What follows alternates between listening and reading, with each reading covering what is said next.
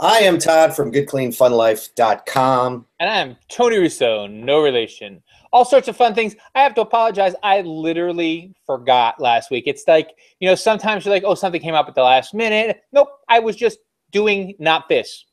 I wasn't doing anything good or interesting or important. I was just doing not this. And it was kind of funny because later on in the day, I'm like, oh, shit. And I had to send Todd a contrite email. It was like, am I 17 hours late for the podcast?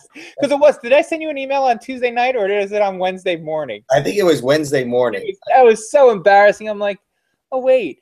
But what happens is I can barely function as a person. And so I only do what my phone tells me to do. So everything that I do, I put in my phone. And I hadn't changed over to the new morning schedule yet. Here's to coffee, right? Yeah. So I hadn't changed over to the morning schedule yet. And so when my alarm didn't go off to say, hey, go podcast, I didn't. So I went and I did my other stuff. And I was literally just driving around doing nothing. Yeah. Which doesn't make you feel any better, but at least I'm honest about it. It's just I wish you'd kind of stop talking about it because I thought you just forgot. But now I feel like you meant to. Oh no! Did you forget? You didn't even care. I continue to look forward to this podcast. I do now 3 podcasts. I'm going to try to see if I can do 10 before the year's out. Nice. But I do Tuesday morning, Wednesday morning, and Thursday afternoon. I do podcasts now. And I still got plenty to say. It's not like I run out. Nobody has shut you up at this point. No, they just, one of the things I guess we probably should have talked about off air, but now that we're here, maybe we'll talk about it on air. I found a way. It's actually pretty convenient to download these episodes and to put the MP3s online if you've got a place to store them. And people on my other podcasts have been saying, I'm not watching the video. Yeah. So, but I wouldn't mind listening. So if you had any interest in that, it's really, I don't know if you've ever tried it before, but like there's a button. It says download as MP4. Download as an MP4. You throw it up. I use iMovie, but I guess you would use Audition. Yeah.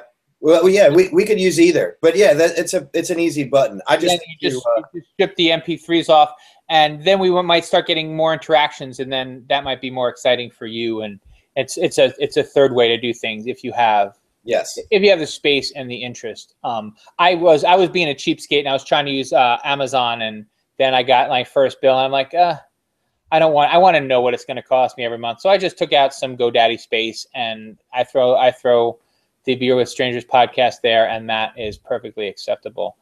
And if I can do a little bit of plug, the new one is called So What's Your Story, and that will be debuting probably in 4 or 5 weeks, probably in the fall. We're recording them now, but we want to get far ahead because I was with Stephanie Fowler in Berlin, and she's actually doing authors and she's interviewing authors, and I'm very co-hosty in that. I show up because I can talk without prompting for extended periods of time.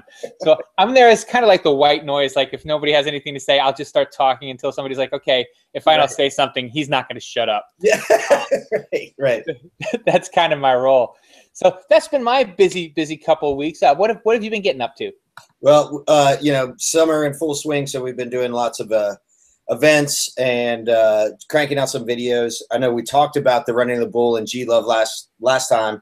But videos are up on the Starboard website for both of those. And it's been really interesting because we've been continuing to push different platforms, So it's like nowadays we're making 3 videos or 3 different cuts for an event because there's actually 4 because there is, there's the YouTube.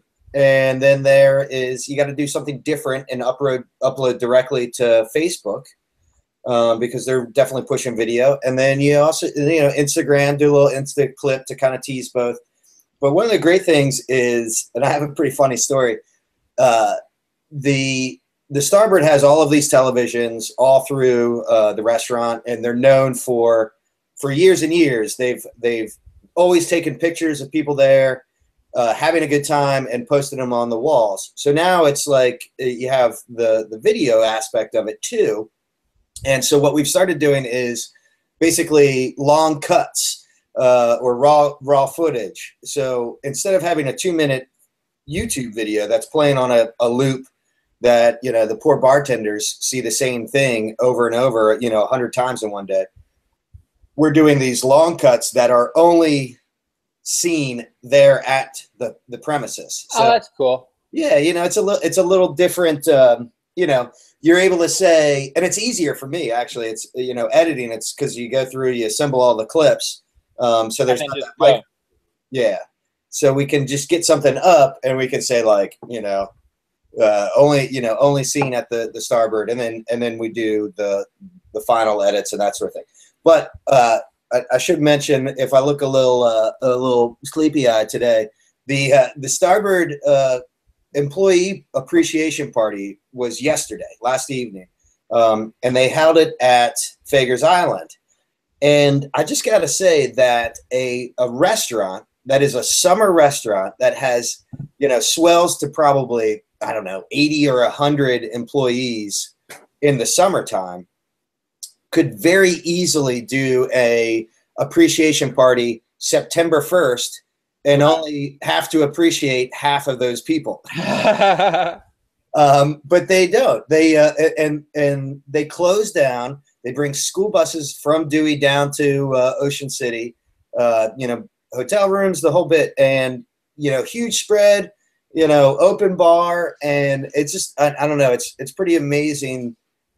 Constantly amazed at the management up there for placing such value in their employees and you know, legitimately showing appreciation. And it was fun for us. We got the email, you know, back and forth about you know, work stuff. We're marketing this. We're pushing that. And the email was, your only requirement for this evening is to be at Fager's without cameras and a drink in your hand.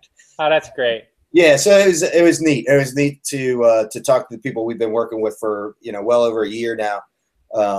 Actually, probably coming up on 2 before you know it, and you know, just be able to have a good time with all of them. And of course, you know, Fager's. We do a little bit of work for them as well, so it was great to double dip, and they did a great job hosting the party. But there's no video, so how can you know? You're gonna have to trust us. How do I know it really happened? But it was great. So that was yeah, much appreciation for that. One of the things that I thought about when you were saying bartenders is I heard a new trick. I don't know if it's a new trick. It is new to me about adding salt to your drinks. Have you heard this before? No. Less than a pinch. Less than a pinch. Less than a couple of grains of salt enhances the flavor of an alcoholic beverage. What? Just like in food, it tweaks it and it brings out a little bit of a flavor.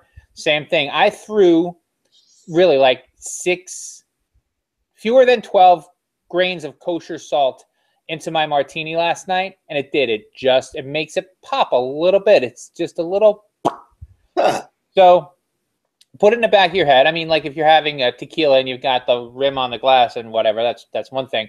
But if you're having just a regular old, even one, especially like a fruity drink, I don't usually have fruity drinks. Right. They said on the show I was listening to, especially a fruity drink, just like some people will put a little salt on their watermelon. Same thing. To bring out the flavor. So that's one to grow on. Does that work on the Yingling or the natural light? Willing to try. I haven't. Like I said, I just tried on martinis last night and for the first time. So, well, cool. I don't know how it would do in beer. We're gonna find out. I mean, we're gonna check, but just sharing information that I know. Food for thought. Now you said Fager's and you said Starboard, but you guys have another restaurant you're working with now up in Bethany? No, it's actually in Bethany, brand new restaurant. It's part of the Bethany Ocean Suite, or it's a part of a hotel, and it's actually going to be a pretty neat spot. The restaurant itself is called 99 Sea Level. It's right there off the boardwalk just down from the grandstand in Bethany Beach. And it's probably the only, nice restaurant in that immediate area. So this is going to be not a place where you take the kids, but a place where you can have a date night and that sort of thing. Mm-hmm. One of the cool things is it's built and matches the architecture of Bethany and that sort of thing, the whole hotel and restaurant.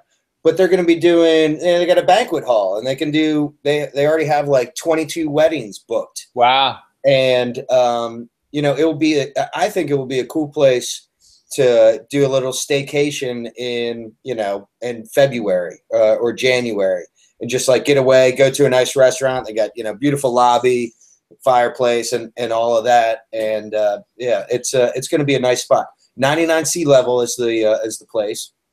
You can check out the website 99sealevel.com and check out Natalie's food pictures. We're going to be doing some more stuff for them, probably a little promo or a little experience video and that sort of thing. But it's a neat little spot right there in Bethany. So. And now you mentioned that Natalie's got photos. You have a new blog. You have a blogger. Yeah. Well, I mean, it's continuing to develop our brand. Our friend Allie, who much like yourself is a writer, and so she did a little thing for us because she's gone up to the Starboard with us a couple times, and she knows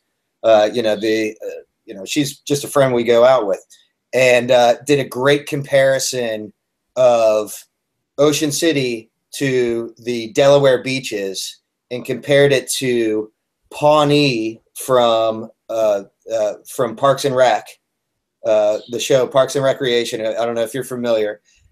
I'm not familiar.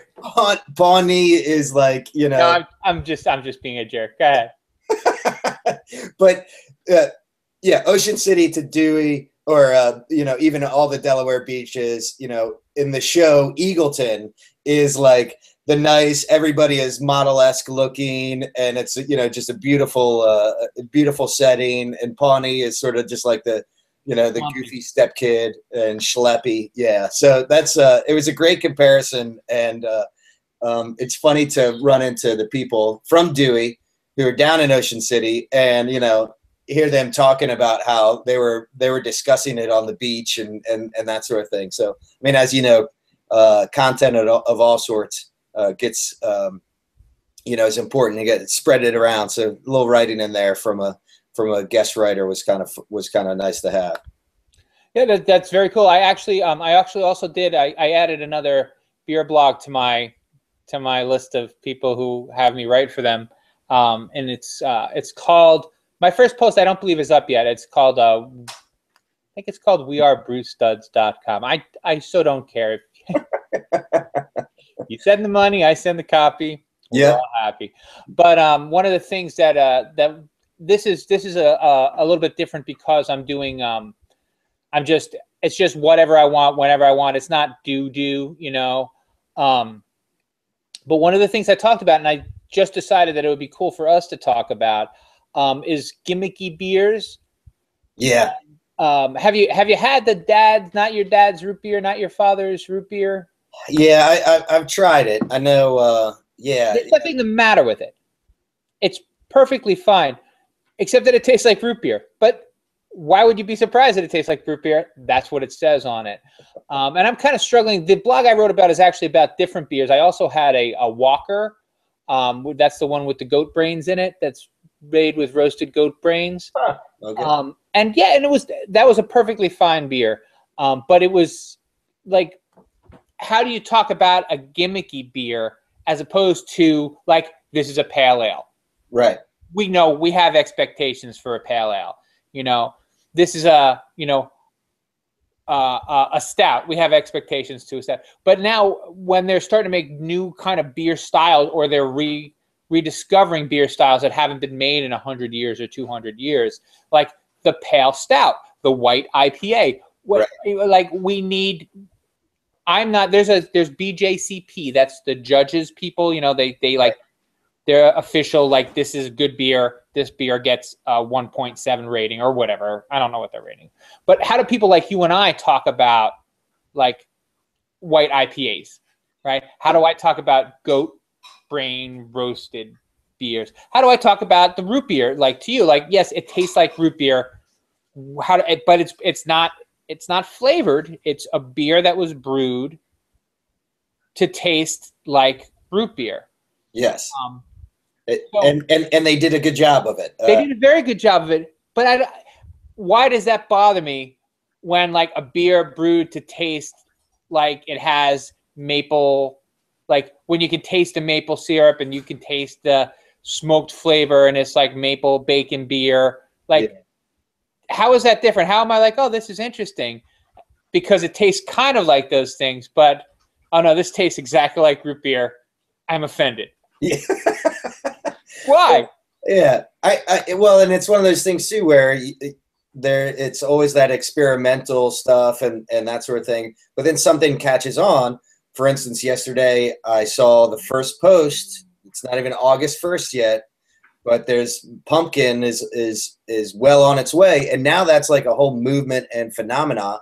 And I don't really care for it, but it's like now that's not an old style that's new, like the goat brains. I'm assuming old and something new now. So that's interesting. There's some history to it, but like pumpkin beer is just, that's gimmicky. Yeah. Well, actually, no. The goat brains was a Walking Dead beer. Oh, okay. They just made it for a Walking Dead party they were having, and I think it was a one-off. I don't think they make it anymore. Pumpkin beer is actually one of the oldest kinds of beers. Oh, okay. So I'm totally wrong. What they used to do is, because they understood fermentation, but not as well. They needed something like sugar was really, really hard to get, but fruit wasn't hard to get. So that's why they made a lot of beers with fruits and with vegetables, because that's where the yeast would get the sugar to eat. So yeah, pumpkin beer is one of the oldest beers. I'm also not a huge fan of it. I spoke with Vince Wright this week from Fin City in Coopers, and they've kind of made their name on their Captain Jack's Pumpkin Ale, which I don't know if you've had it or not, but you should try it. It is good. Okay. It doesn't hit you over the head. You're like, oh yeah, that is pumpkin beer. And I wonder if pumpkin beer should taste like this. Like, I'm not a huge fan. I love a lot of Evo beers. They're Jacques O'Lantern. That's too spicy for me. Yeah. But I was talking to Vince. What Vince was saying, and again, this is kind of his wheelhouse. They make lots of good beers, but this was their breakout beer. He's like, we run a limited supply. We're not gonna have to do more than we want to do. So they decide how many they're going to sell. They make that many, and then it's gone. He said, because it kind of looks bad if in November and December your pumpkin beer is still sitting on the shelves. It's like, oh, well, what's wrong with that? Why are people not buying that? But yeah, that's a big thing among the beer nerd community, is complaining about pumpkin beers coming out earlier and earlier. And the reason is that, well, you clearly didn't make it with pumpkin. Yeah, like right. Pumpkins aren't going to come until the middle of October. But if you want to make a good pumpkin beer from fresh pumpkin, then you're not going to get out until Thanksgiving. Yeah, Christmas. And as I was saying, by Thanksgiving and Christmas, people don't want it anymore. They want to taste pumpkin ale in the fall when there's leaves and stuff like that. So it's interesting. What I would love to see, if anybody asked, and we're going to pretend you did, is I'd love to see them do a real pumpkin ale with real pumpkins and then let it sit for a year. Barrel age a pumpkin ale or two, or just store it. I mean, and that's the thing. Storage is really, really tough for these people. People don't have the capacity. Like a small brewery doesn't have the capacity to make pumpkin beer and let it sit for a year just so that they can say it was made with fresh pumpkins a year ago. You know what I mean? Right. Well, that'll be interesting. Barrel age it. I mean, it'll probably be pretty good. Yeah. Why not? And then you could bring it out in September, October, and say, yes, I made these with pumpkins from around the corner last year, and now they've been sitting in this, oak barrel for a year. So there's that. That's a good suggestion for our brewery friends. Yes, we should make them do that. Well, I say that all the time. I don't know. How do you feel about cigars? Did I tell you about the cigar club that I'm trying to start? No, I don't mind cigars. I like the smell, and I've even I will partake every once in a while, but I don't have the attention span for cigars. You're not a cigar guy. Yeah. One of the things that I hope to make a more pointed announcement next week or maybe the week after is there's a program where you can buy a cigar for a soldier. You know, like you go to a cigar store and you can buy a cigar and they send it to soldiers. So what I was thinking of is starting a club where we would buy, let's say, 3 boxes and send one to the troops and then each have 2 cigars. So you get a cigar to smoke there, and then you get one to take home and add to your cigar collection. And for me, the idea was that I would like to learn, just like I learned kind of the language of beer by hanging out with beer people, I'd like to learn what cigars taste like in the language of cigars by having a cigar person. So we're going to have to do it probably just in the fall because there's no place really where you smoke inside, especially cigars. 15 guys smoking cigars, you don't really want them in one small room anyway. Right. But not without proper ventilation. I'm sorry? Not without proper ventilation. Absolutely. But you go and you have a cigar, and the cigar salesman guy talks you through it and says, this is what you're tasting, this is why you're tasting it, this is how we describe this cigar, and then you go away a little bit smarter and you got another cigar for later. So yeah. That's my big plan for the fall. And you're supporting the troops. And you're supporting the troops. But that's really, I'm not afraid to say that's just gimmicky so people can get away. So they can say, oh, well, it's a charity thing. Yeah. And they're also more likely to participate. I really just want someone to teach me how to taste cigars. And I want to buy cigars that I can't really afford on my own. So you're just cultivating your career to be an aficionado of craft beer, whiskeys, martinis. Absolutely, the good life. I'm the leisure guy. I did get some. Kelly returned from Kentucky with some Cincinnati actually with some sour mash rye with some. So that's the rye before they put it in the. It's white. It's before they put it in the barrel and age it. Right. Pretty good. It's got some really, really interesting flavors. It's like. It's worth tasting. I always felt that was another thing I always felt was gimmicky. I think Jack Daniels did the white lightning thing, which is similar. And I always felt that was gimmicky, but I tasted this and it was pretty good. So there is that. So what's going on in the news? Right. So there is a piece of news that I wanted to talk about. And I'm only partially informed, but that's never stopped me before. Berlin recently turned down the building of a Dollar General in town. I do not know where they were going to put it. My guess is probably out on the highway someplace. Maybe by the hospital. There is already, I believe, a Dollar General or a Family Dollar next to the Food Line in Berlin. Yes. So I feel like they wanted to get out of there and to build another place, and Berlin eventually shot the idea down. And the Daily Times took them to task a little bit, saying that it was something that they should have done, something they should have considered more.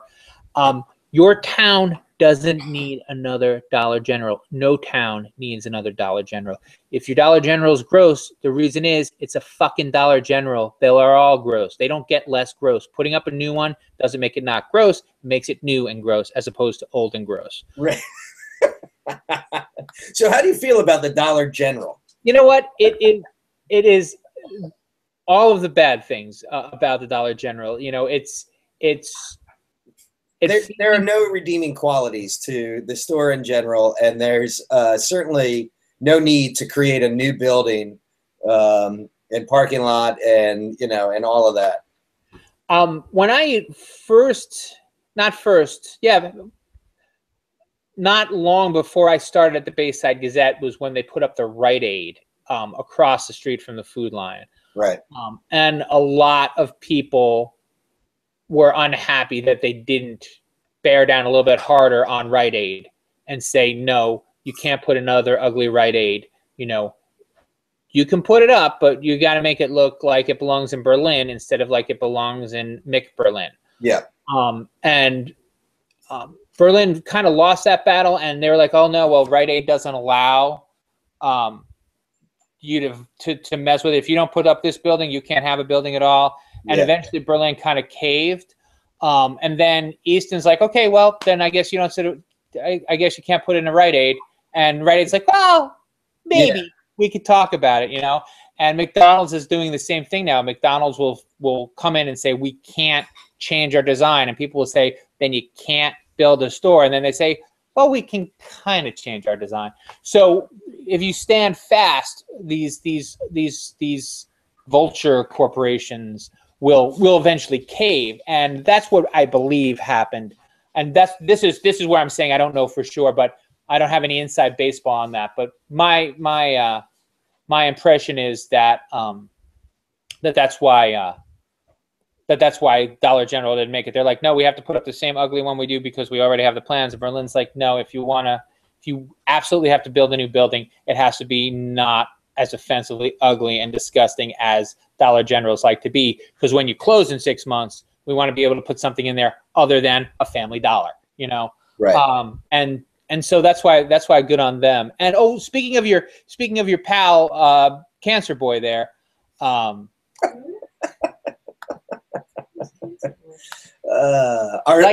great governor, the governor of Maryland. I'd like to congratulate G. Williams on his new job as PR consultant at the Community Foundation of the Eastern Shore. Oh yeah. One of the things that the Republican, and this isn't too partisan, but it's a little partisan. One of the things Republicans started that used to not be the case was they would fire people who were Democrats when they got into office. Yeah. So for the second time G was running the public relations department at the highway authority, you know, and it's petty. Yeah.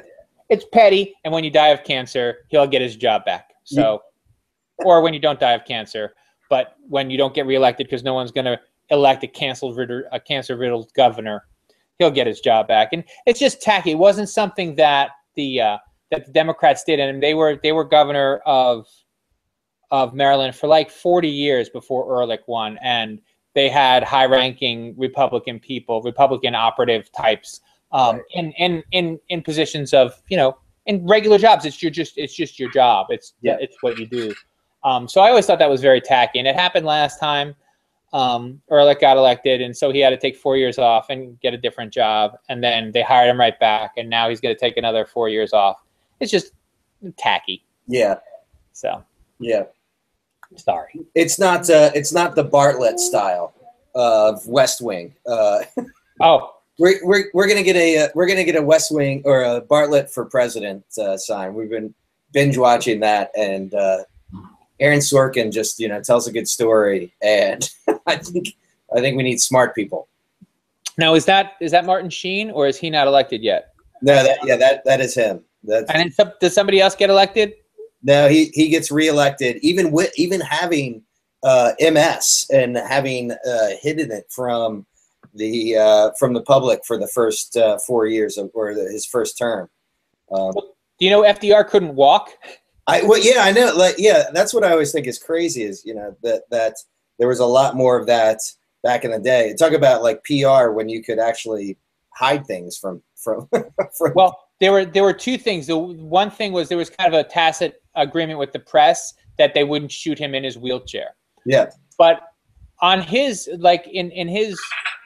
in praise of him, he would pretend to walk. Like he would hold himself up like this, like all relaxed, and just move his legs, but he couldn't support his legs. So his legs were moving, but he wasn't walking. He was being carried from place to place, but it didn't look like he was being carried because that's how bad he wanted to be president. And he's like, okay, well, let's just pretend my legs work now. Yeah. I'll just have a relaxed look on my face, and I'll be literally doing parallel bars, just nonchalantly. So, well, good on him. Good on him. Yeah. Well, FDR, he doesn't get enough credit as it is. Yeah.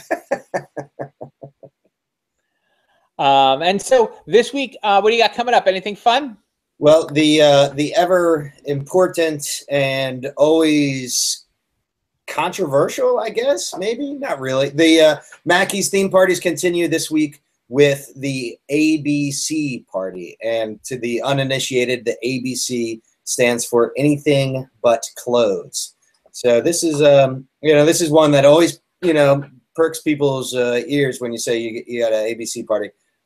It's pretty fun. It's just another good time. People get creative. They wear trash bags. There's a lot of candy wrapper, dresses and that sort of thing. So it's just another good time there at Mackey's on a Tuesday night.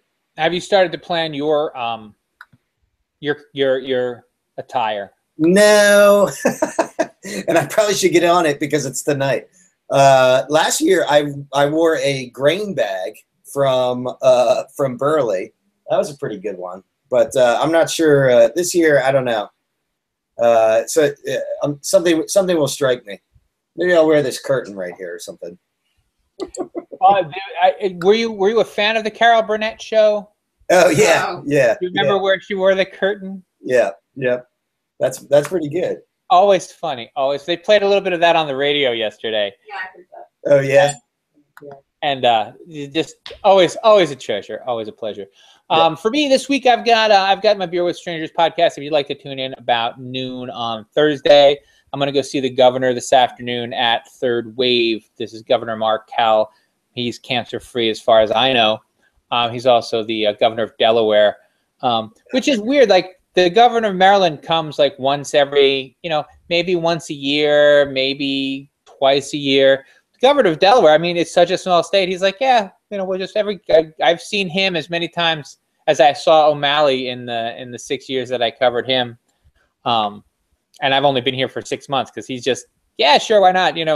He's like, he's like I don't want to say like a birthday party clown, but certainly like, certainly like a birthday party magician, like, yeah, sure, I'll come to your thing. Yeah, yeah. So he's down here a lot. I guess when you have a little state, you got to show up, with some regularity. He's like everybody else in Delaware. He's acting like he's retired and doesn't have anything better to do. Let's go visit the kids down.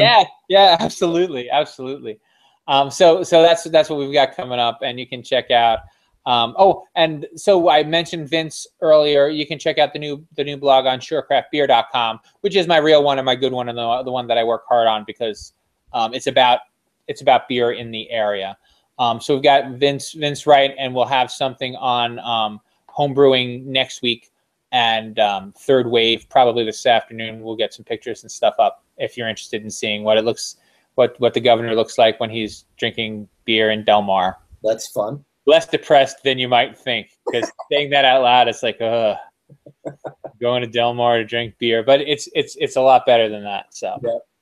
But other than that, I got nothing. How about you? I got nothing. All right. Well, may Todd give you the sense to live in a small town? We'll see you next week at happy hour or coffee hour. Cheers. Happy coffee. Happy coffee.